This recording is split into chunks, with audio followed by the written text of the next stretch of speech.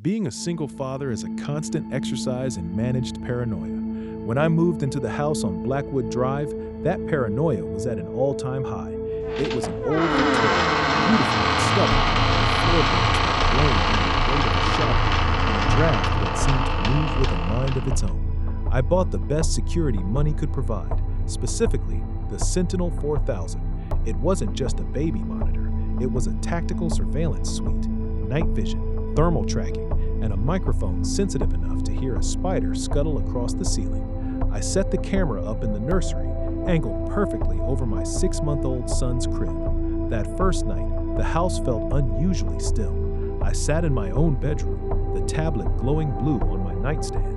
The video feed was crisp, lilac-tinted infrared showing Toby's chest rising and falling in rhythmic peace.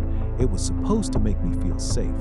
It was supposed to be the one thing I could trust in this hollowed-out shell of a home. But as I stared at the screen, the silence of the house started to feel heavy, like the walls were holding their breath, waiting for me to turn out the light. I woke up at exactly 3 a.m., not to a cry, but to a sound that shouldn't have been there. I reached for the monitor. The screen was flickering. The signal, usually perfect, was being distorted by waves of interference, horizontal bars of gray and white light dancing over the image of the nursery.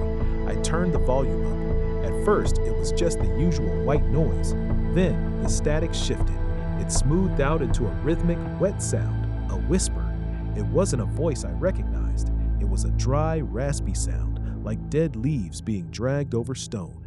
It was faint, buried under the electronic hum, but it was there. Not yours. The words were so thin I thought I'd imagined them. I pressed the monitor to my ear, my heart hammering against my ribs. There it was again, a low, melodic humming, like a lullaby sung through a throat filled with silt. It was coming from the camera. It was coming from Toby's room. My blood turned to ice. I looked at the video feed, but the static was too thick now. I could only see the silhouette of the crib, swallowed by a shifting, grainy darkness. I didn't grab a weapon. I didn't think about myself. I just ran. I sprinted down the hallway, the floorboards screaming under my bare feet. I burst into the nursery, my hand trembling as I fumbled for the light switch.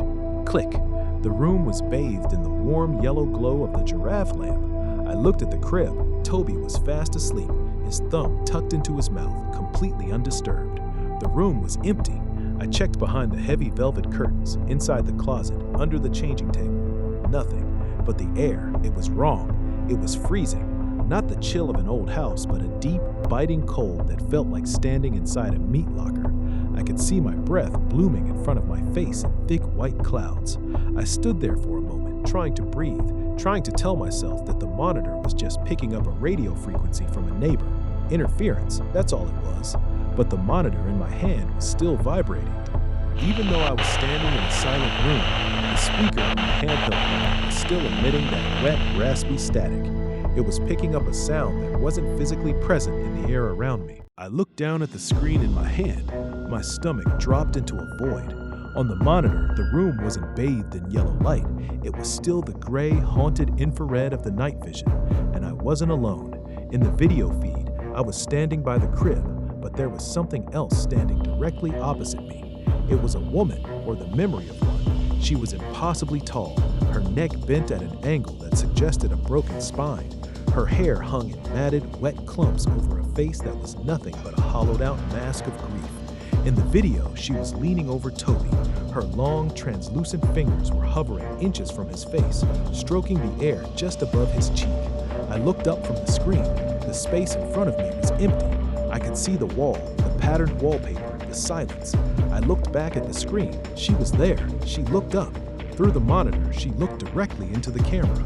Her eyes weren't eyes. They were pits of static, swirling with the same gray interference that had woken me up. She opened her mouth, and the speaker on my monitor shrieked with a burst of feedback so loud I almost dropped it. My turn. The voice didn't come from the room. It came from the speaker, vibrating against my palm. In the video, her hand closed around Toby's arm.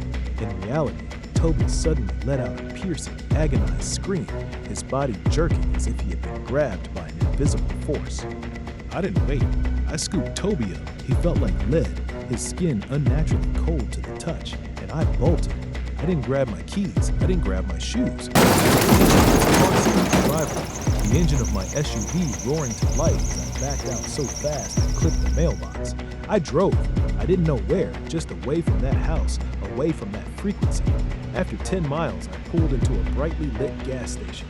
My chest was heaving. Toby had stopped crying. He was staring at me with wide, vacant eyes. I looked down at the passenger seat. I had brought the monitor with me. The screen was still glowing. The nursery was empty now. The woman was gone. But as I watched, the camera in the house began to move. It panned, slowly, following the path I had taken out of the room. It panned through the hallway, down the stairs, and stopped at the front door I had left wide open. Then the static cleared. The image became crystal clear for the first time. The camera wasn't looking at the house anymore. The feed switched. It showed a new angle. It was a view of the back of my car, my own car, sitting right here at the gas station. And on the screen, sitting in the back seat right next to Toby's car seat, was the woman. She leaned into the frame, pressed her distorted face against the car window, and waved. The monitor died. Total blackness. I'm sitting here in the front seat. I can't hear anything but the static. I'm too afraid to look back, because if the monitor was picking up the past, then why is she still in the frame? Whatever you do, if you hear a whisper through the white noise tonight, don't go into the room. It's already too late.